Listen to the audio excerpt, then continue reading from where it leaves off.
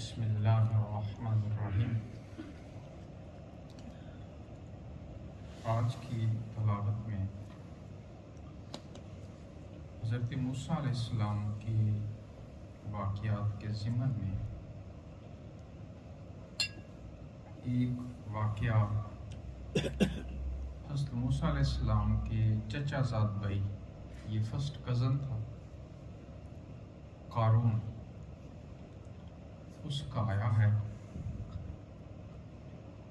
اس کا نام جو قرآن نے ذکر کیا ہے وہ قارون ہے، تورات میں بھی اس کا ذکر ہے قورہ کے نام سے۔ یہ شخص انتہائی مالدار تھا۔ قرآن مجید فرقان حمید نے اس کے بارے میں ذکر کیا ہے۔ اعوذ باللہ من الشیطان الرجیم، بسم اللہ الرحمن الرحیم۔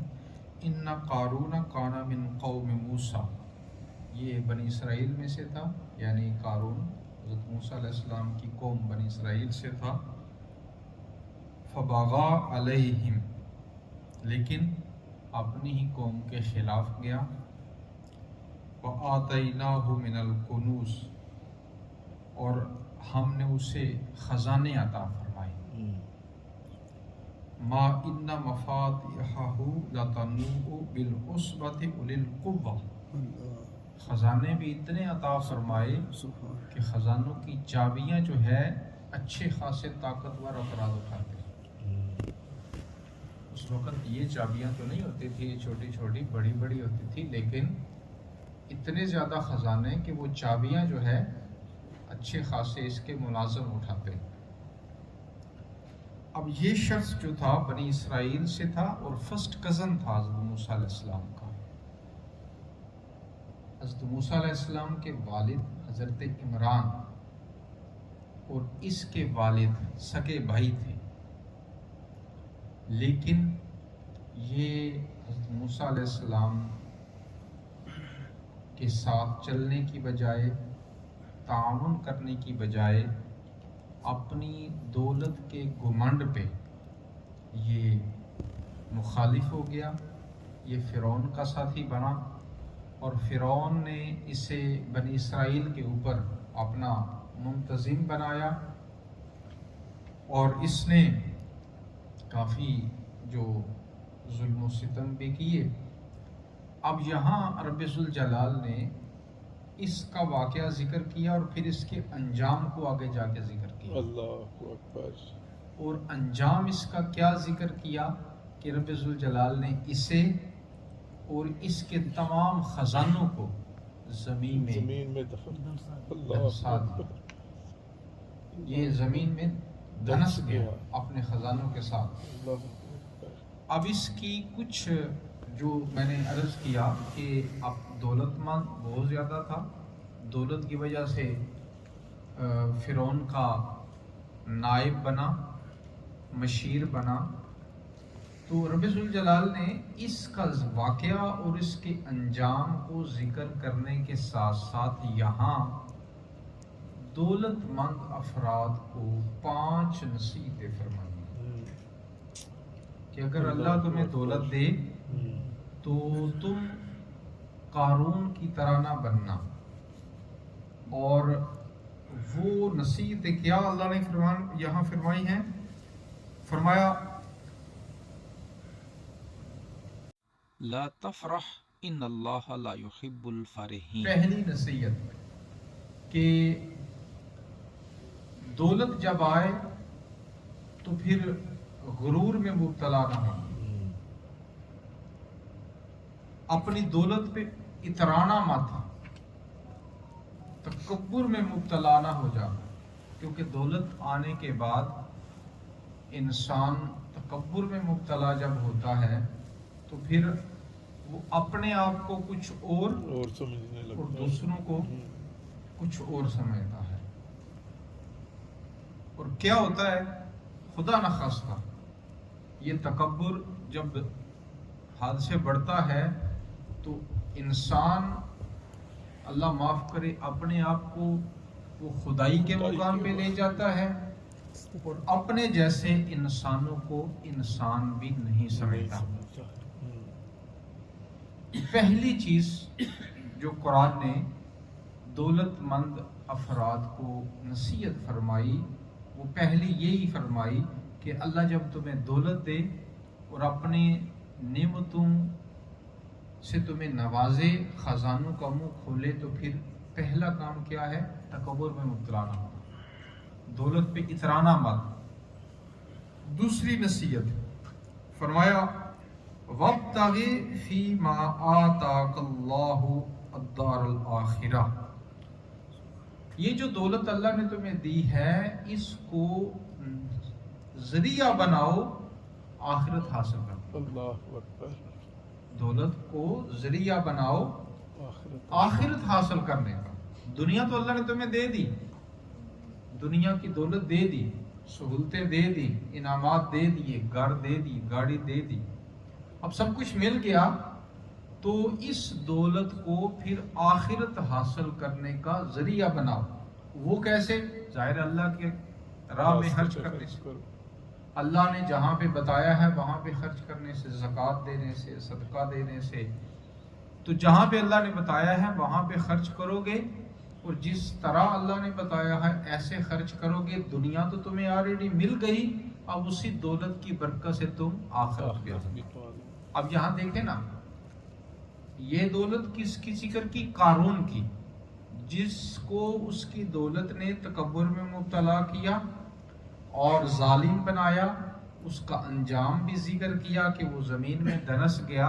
ایک یہ دولت ہے، دولت قارونی، اور ایک دولت ہے ہمارے سامنے، دولت عثمانی۔ سبحان اللہ، حضرت عثمان غنی رضی اللہ تعالیٰ عنہ، وہ بھی بہت بڑے امیر تھے، کوئی کم امیر نہیں تھے، بہت بڑے امیر تھے، عرب کے عظیم ترین تاجر، تو وہ بھی امیر تھے، لیکن انہوں نے اپنی دولت جو ہے وہ آخرت حاصل کرنے میں صرف کی۔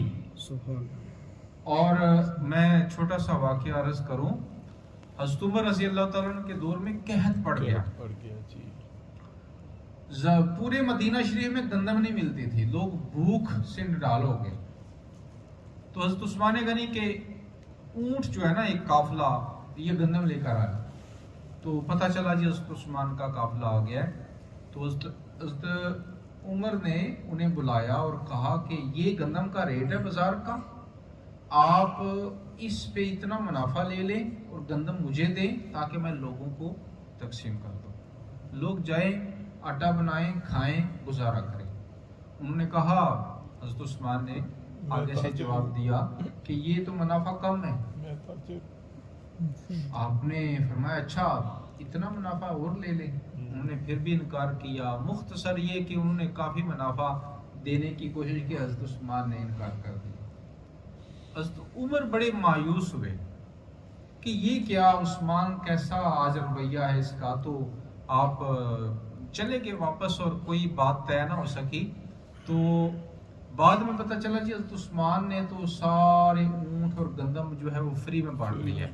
سبحان اللہ۔ تو حضرت عمر بڑے حیران ہوئے اور پوچھا کہ عثمان مجھے پیسوں سے بھی نہیں دے رہے تھے اور بعد میں فری دے دیا ہے؟ تو حضرت عثمان نے عرض کی ہے امیر المومنین میں نے فری میں نہیں دی، میں نے بہت میں نے تو اپنے رب سے تجارت کی ہے، تو آپ تو دے رہے تھے 1 روپے کے ساتھ 1 روپیہ، تو میں نے تو اس سے تجارت کی ہے جو 1000 گنا دیتا ہے۔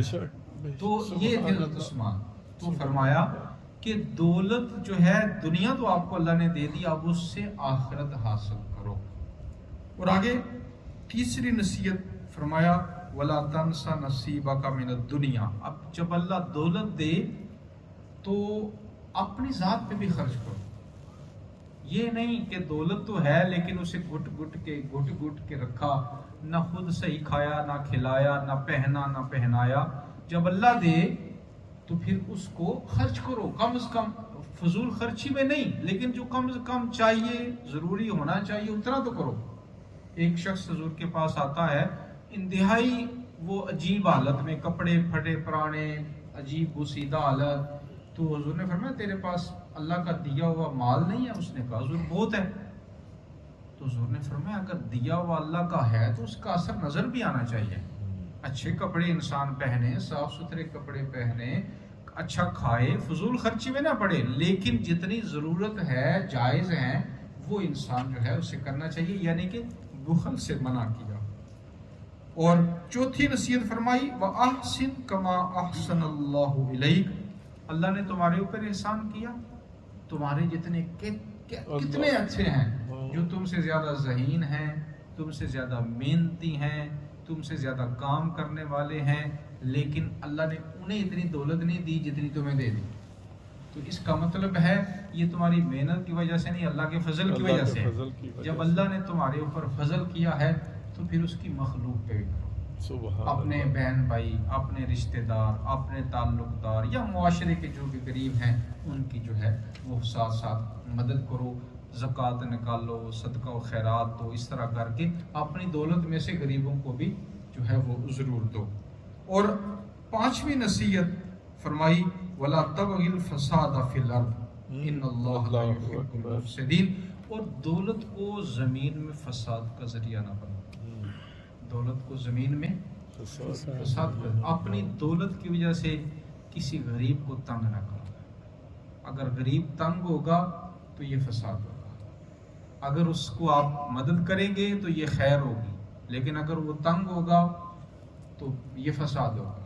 اگر آپ کی دولت سے کسی کی بیٹی کی رخصتی ہوتی ہے تو یہ تو خیر ہے، لیکن اگر آپ کی دولت کی وجہ سے کسی کی بیٹی پریشان ہوتی ہے تو یہ فساد ہے۔ اگر دولت اچھے کاموں میں لگتی ہے تو یہ خیر ہے، لیکن اگر اچھائی کو روکنے میں لگتی ہے اور شر کو پھیلانے میں لگتی ہے تو یہ فساد ہے۔ یہ قرآن مجید فرقان حمید نے 5 نصیحتیں دولت مند افراد کو واقعہ قارون کے ضمن میں فرمائی۔ اللہ رب العزت سے دعا ہے ہمیں اللہ عمل کرنے کی۔